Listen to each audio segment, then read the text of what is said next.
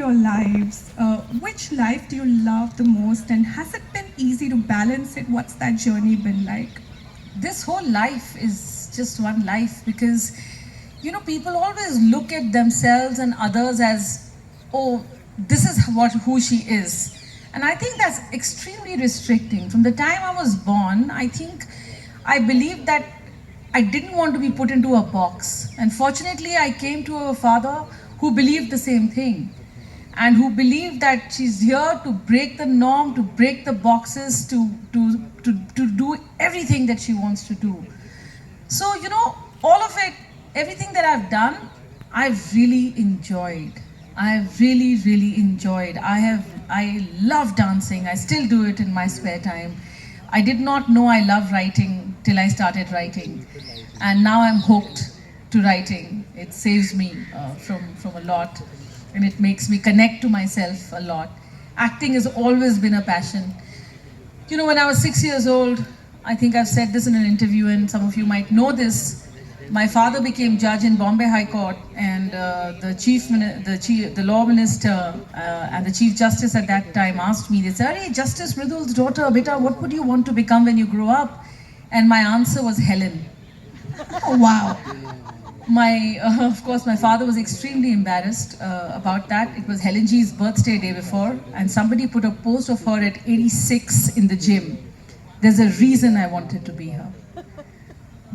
I saw her passion, I saw her grit, and I still see it, and I admire that lady. And I think one of my biggest dreams came true when she saw me perform, and she said to me, "कि मैं तुम्हें Helen का खिताब देती हूँ."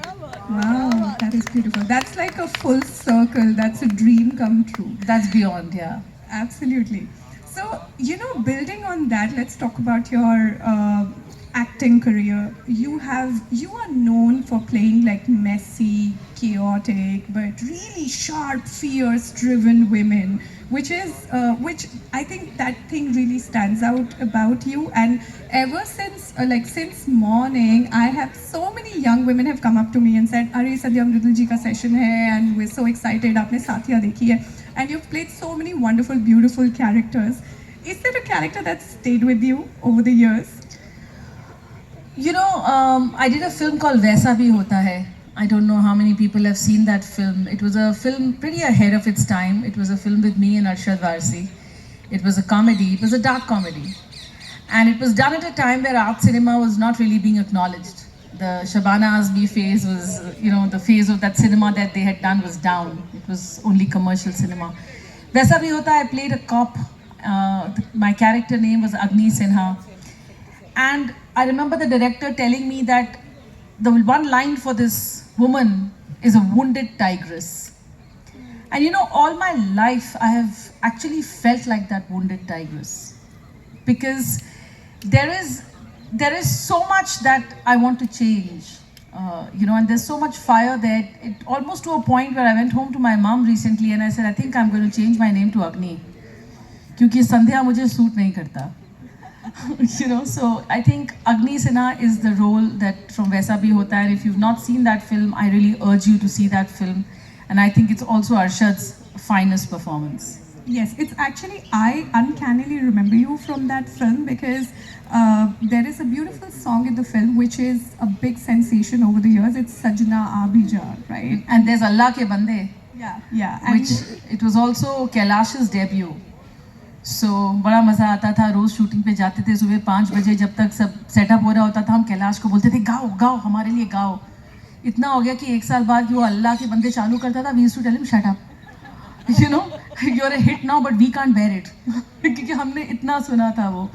But yeah, it was a beautiful film with everybody in that was literally at the beginning of their stardom.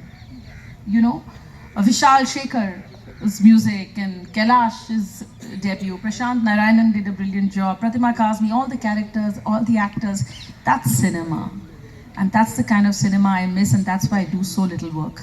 Those were beautiful times, actually. Even the music, it was like late 2000s, I think. Yeah. We used to really like, those were banger music, right? Yeah. Okay, so moving on to your writing journey. So Sandhya has published a poetry book called Untamed. It's available here. Please pick up a copy. It's a collection of very raw, vulnerable poems, which are very direct, just like Sandhya's personality, as you can tell.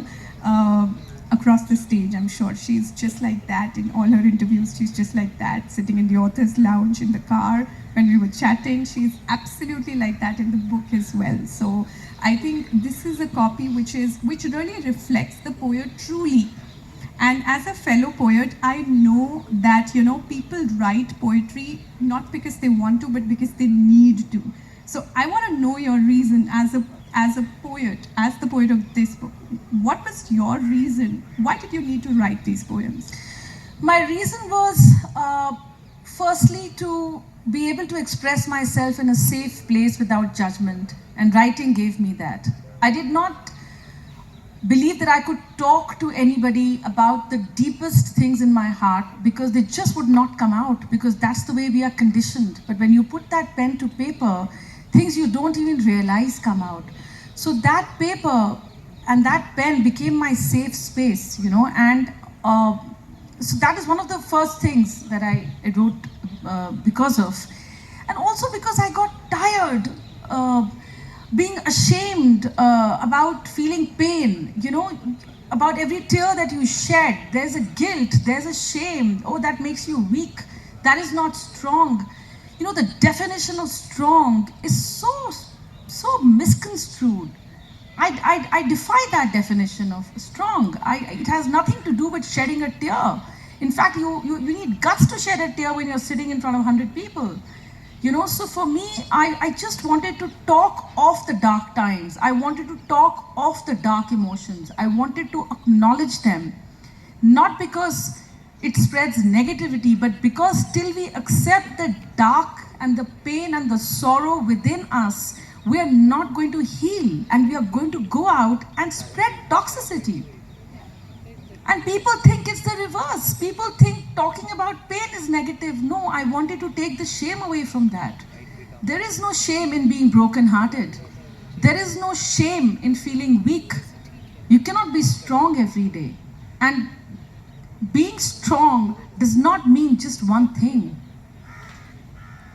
I may be strong today, I may not be strong tomorrow, but at the sum of my life, who am I? So, it's I just want to acknowledge emotions that we don't like to acknowledge. And that became then my driving force, because this book was giving me that. This book was a mirror to me, and I wanted the mirror because I was so lost in Bollywood. I was not fitting in. I loved acting, but I refused to fit in. So there was a lot within me that was trapped, and I just wanted it to go. And I wanted to be okay with uncertainty. I want to be comfortable with uncertainty. I want to be comfortable with pain. I want to be comfortable with discomfort. And I want these to be relatable things, not things we say, nahi yaar, iske baare mein baat mat karo yaar. I was done with that. I don't believe that's the way to go, and I haven't believed that pre-COVID. It's not just post-COVID. Now a lot of us are understanding the power of managing our emotions, because we're all going through something. Whether it's the killer pollution in our country, whether it's the loss, the grief, post-COVID times, a whole lot of stuff. Everybody's acknowledging those emotions, and we should. We should. There cannot be apathy around your own emotions. So for me, it's very important to address things that we shy away from. That is deeply